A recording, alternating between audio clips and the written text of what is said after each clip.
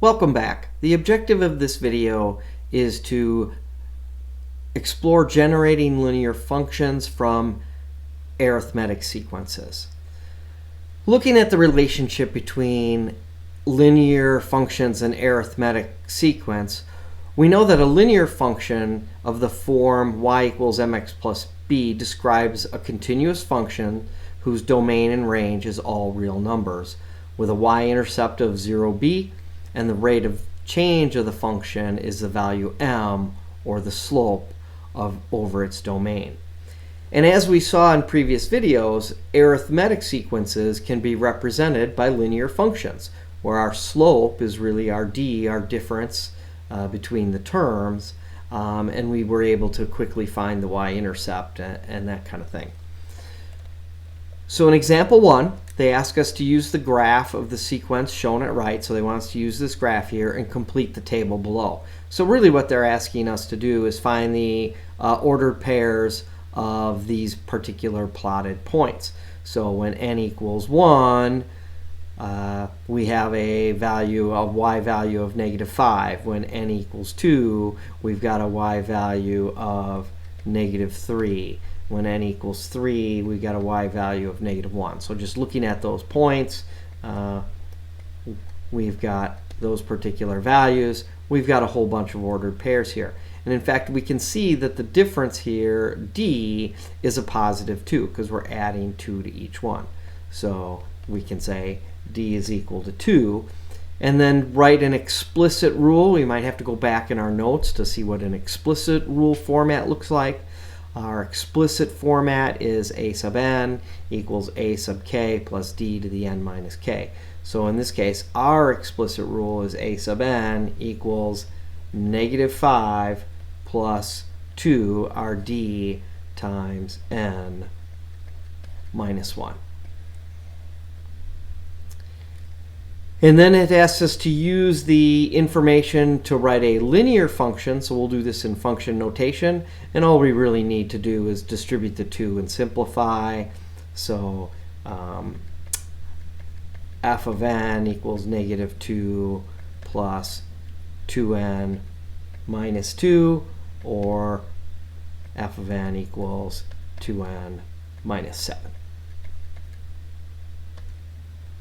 In sample 2, we're given an arithmetic sequence where a sub 1, the first term, has a value of 17, and the 8th value has a term of -39. We want the domain and range of the sequence. So they want us to find out what all our x's and y's are, or our domain and our range. And it's just going to be these particular integers and not the continuous all real numbers. But they have given us 2 ordered pairs here. Essentially, they're giving us the ordered pair 1, 17 and 8, -39. And based on that information, we can get the slope. And if we have the slope, we've got our common difference, d. So let's go ahead and calculate our slope. Our slope is just the change in y over the change in x. So -39 minus 17 over 8 minus 1. We get a -56 over 7. So our d, or our slope, is -8.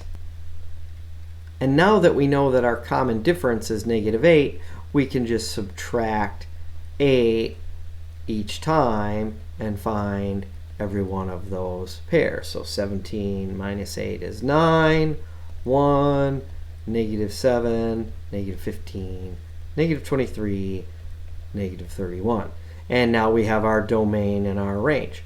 Domain is the integers 1 through 8, and our range is listed in our y values. So I've listed my domain, 1, 2, 3, 4, 5, 6, 7, 8, and my range, 17, 9, 1, -7, -15, -23, -31, -39. In sample 3, they're asking us to write a linear function whose domain is all real numbers that will contain the domain of the sequence.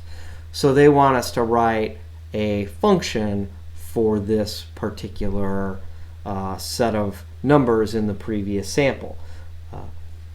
So there's a couple ways we can do this. We can use our explicit form and just say a sub n equals 17 minus 8 times n minus 1.